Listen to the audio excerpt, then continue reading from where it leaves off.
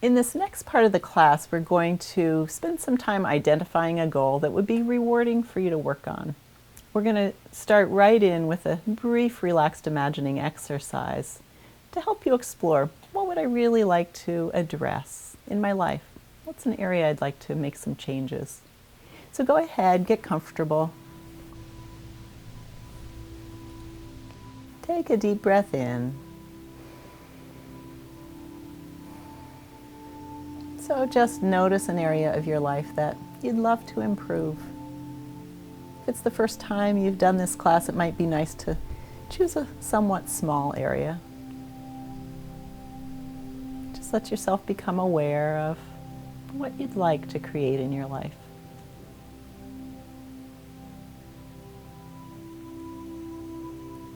Now, when you're ready, you can open your eyes and pick up your paper. At the top of your paper, write the words "I would like to," and then jot down whatever came to mind. It's fine if it's one or more things. An area you'd like to change or do something differently in your life. Remember, do your best to word it in a way that tells you what you would like to do, not what you don't want to do. And if you can't do that, that's okay. We'll get to some solutions to that later.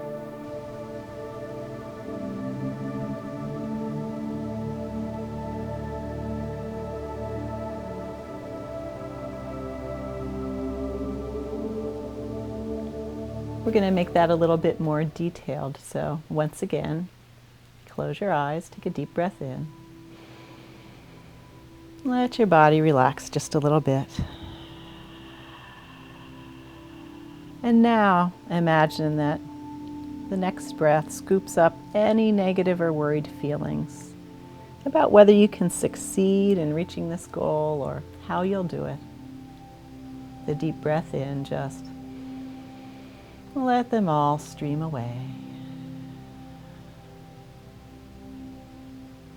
And now go ahead and imagine what it would look like and feel like if you had reached this goal. Let yourself enjoy imagining it in great detail.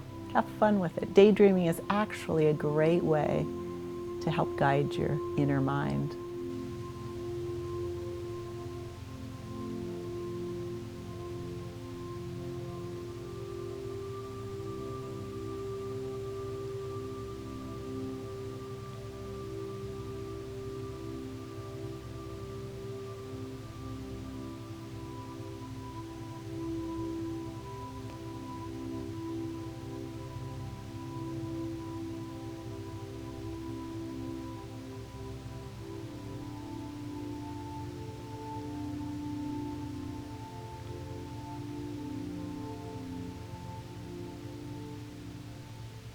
When you have a clear idea or even a little glimmer of this, you can go ahead, open your eyes, and write that down. This might end up being just the same thing you wrote the first time, or it might be a little bit different.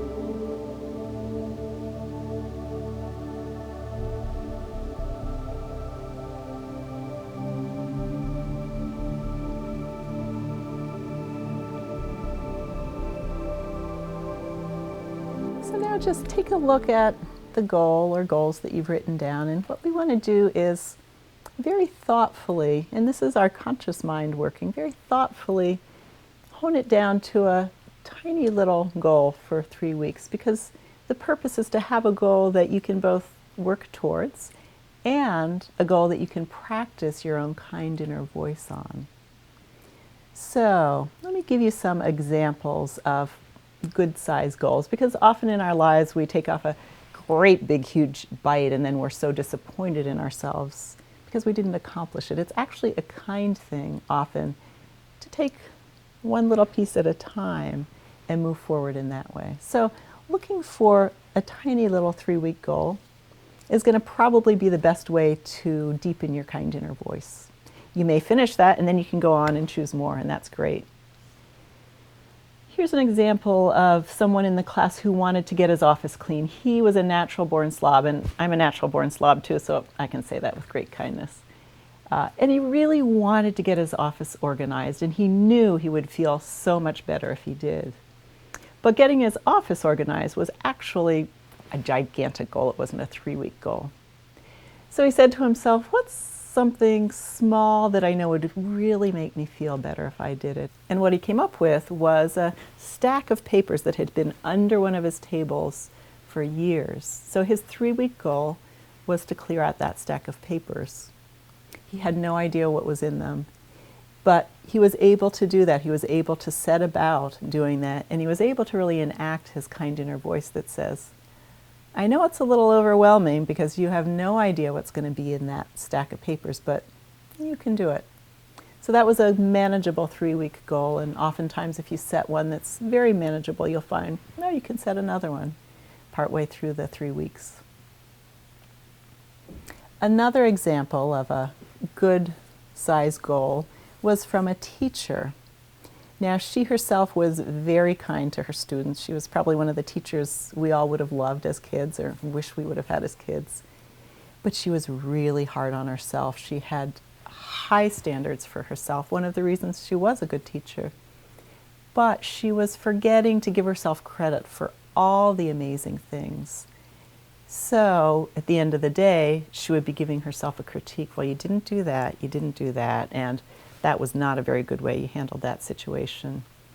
So rather than just say, gosh, my goal is to be kinder to myself, which is a little bit hard to know, gosh, exactly how would I do that?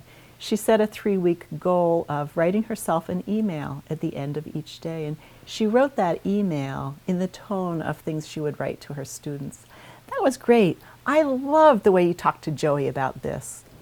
She wrote that email to herself. It took her about 5 minutes, and each day when she got up, she would read the email she had written from the previous day. On her way to work, she would mention one thing to herself that she felt good about, and at lunchtime, she would mention another thing to herself that she really liked the way she had done that.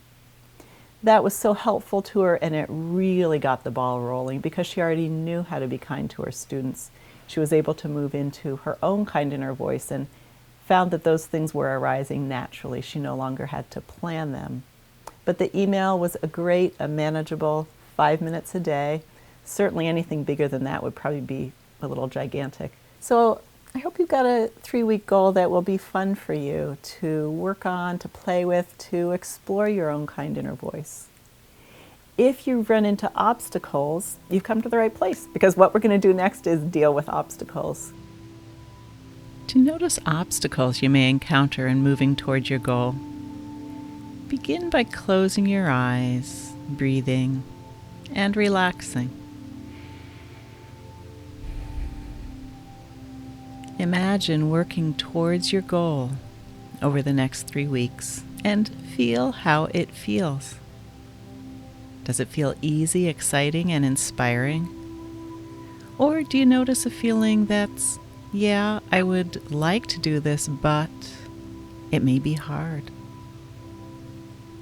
We call these yeah buts.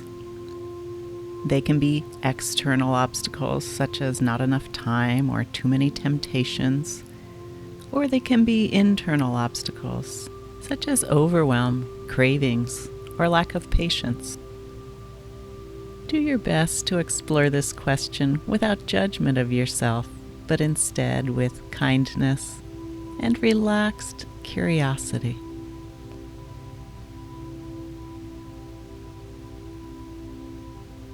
If thinking about your goal and moving towards it feels easy, exciting, and inspiring, just enjoy that feeling. You probably have a clear path to moving in that direction. However, if you notice any feelings of reluctance or hesitation about doing what it'll take to reach your goal or whether you will be able to, see if you can notice specifically what those yeah buts or obstacles might be. And then when you're ready, pick up your paper and write down yeah buts or obstacles, and make a list of anything that came to mind, external or internal obstacles. On this list, you can put down anything, big or small, that could get in the way of you successfully moving towards that goal.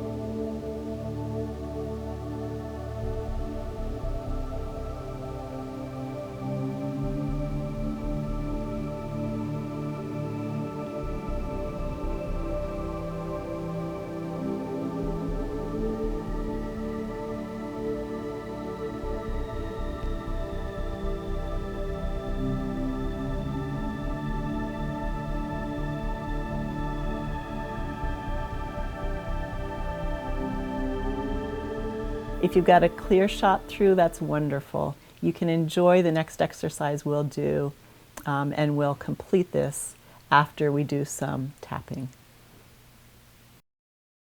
So now that you have your list of yeah buts, what we're going to do is a really interesting technique that combines acupressure in the form of tapping with mental focus and kindness to self. It's a unique, in fact, it's a really odd technique, I will have to admit. And you feel kind of funny doing it the first time you do it. But what it does is it really shifts the body's energy. Our emotions and our thoughts are also tied into our energy. And when we can shift the energy, it often helps to clear obstacles out of the way. Choose one thing on your list that feels like an obstacle, maybe not the biggest obstacle, a smaller, medium-sized obstacle, and focus on that obstacle with this technique called the Emotional Freedom Techniques, or meridian tapping. We focus on problems as we tap to help clear those problems. So as you focus on whatever your obstacle is, I'd like you to tap right here on the side of your hand.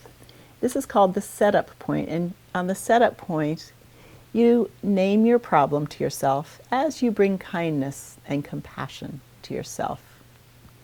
The more you tap, the less rigid those limitations become. As you think about your problem, just silently repeat the words I'll be saying to yourself in your own mind. Even though this is hard for me, I'm a good person. Even though this is hard for me, I bring kindness and compassion to myself about this. Even though this is hard for me, I bring kindness and compassion to myself about this. And now you tap on your eyebrow near the bridge of your nose, and you just say, this is hard for me, and you should be specifically thinking about the obstacle that you wrote down. Tap on the end of your eyebrow, this is hard for me. And tap under your eye on the cheekbone, this is hard for me. And again, you're thinking about the obstacle you might encounter or you have encountered. Tap under your nose. This is hard for me. And tap on the chin. And again, you notice it's kind. This is hard for me. You're not judging yourself. You're just stating. And then tap on the collarbone, just a little off center. This is hard for me. And now one of the goofy points, but it's a really powerful point. It's about 3 or 4 inches below the armpit on the rib cage. This is hard for me. And the last point for this round will be on the top of the head. This is hard for me. Now, just for good measure, though it's not really necessary, we're going to tap on the other side. Tap with your other hand on your other eyebrow near the bridge of your nose. Now you can let your mind drift wherever it wants to go. Tap on the end of the eyebrow. And tap under the eye on the cheekbone. Tap under the nose. And on the chin. And tap on the collarbone. Now tap under the arm once again on the other side. And on the top of the head. Now you can stop tapping. It helps to close your eyes and take a deep breath in. And then just think about that obstacle and see, does it feel any different? Sometimes you'll notice it does feel different, a little bit of a shift. Sometimes another obstacle comes up, the next one. Sometimes it doesn't really change at all. But you can notice any changes as you tap. You can play with this in every area of your life. It's been one of the really powerful techniques that's helped me to bring my own kind inner voice into my own life. And with so many people that I've worked with, it's been one of the most important techniques for them as well, to bring that kind inner voice into a different shift in energy and a different shift in how they're perceiving themselves and all the ways that they talk to themselves.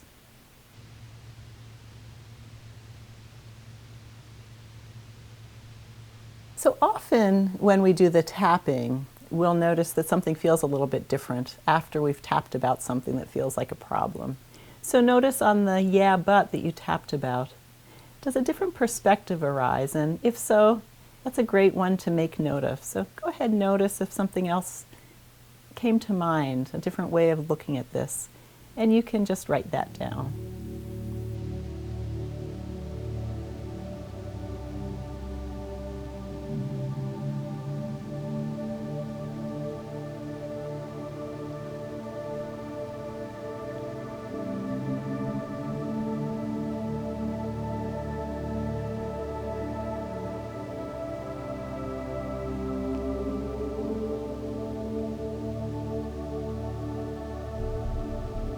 And now we're going to summarize the goal process and start by writing. And it's nice to take a new piece of paper and write at the top of that, this is what I would like to do in the next 3 weeks. And summarize your small 3-week goal.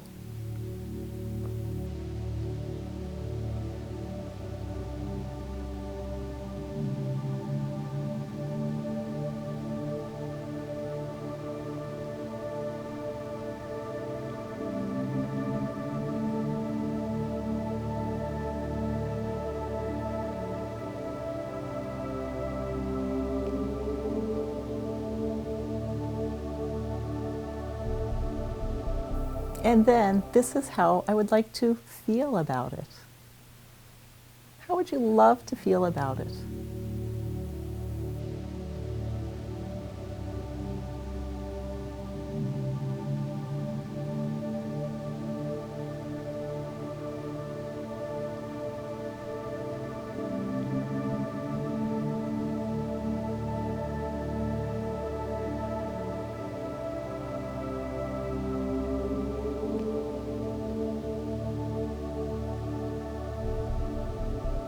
And then this is what I would like to say to myself about it.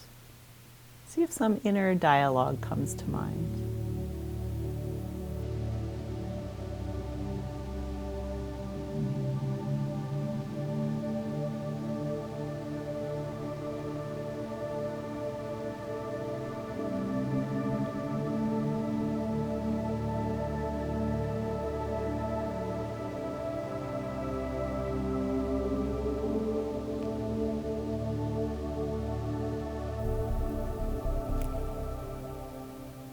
Now, perhaps some affirmations will come to mind, some of those words that you can put together, 2 words or 3 words, that really give the feeling of what it is you'd like to create for yourself, what you'd like to take with yourself as you move through your life, and especially towards this goal. I'll toss out some words. If they resonate, you can use them, or you might find other words come to mind. Let's take somebody who works really hard and rarely takes breaks and really relaxes and enjoys themselves. Somebody who's always got their nose to the grindstone and wishes they could learn to relax more. They may use the words relaxed, playful, and free. And they may say those words to themselves 20 times a day. Relaxed, playful, and free. Relaxed, playful, and free. Relaxed, playful, and free. You can just repeat it, and it really does make that groove in your subconscious mind much more open to helping you go in that direction. Let's take somebody who feels like, I wish I could get more organized, but everything's so complicated and confusing. Some words that would be useful for somebody like that would be the words calm, clear, and organized. Calm, clear, and organized. Great way to make that blueprint, open that pathway a bit for the subconscious mind. Other words that people really enjoy would be light and healthy. Calm, peaceful, and present. Strong and steady. Energetic and inspired. So go ahead and play with words for a few minutes, brainstorm, write down any word that comes to mind. Oftentimes when we're not trying to think at all, when we're just writing down random things or thinking random things, that's when some of our best ideas come to us. So play with that, have fun, see if a few words, a few affirmations come to mind.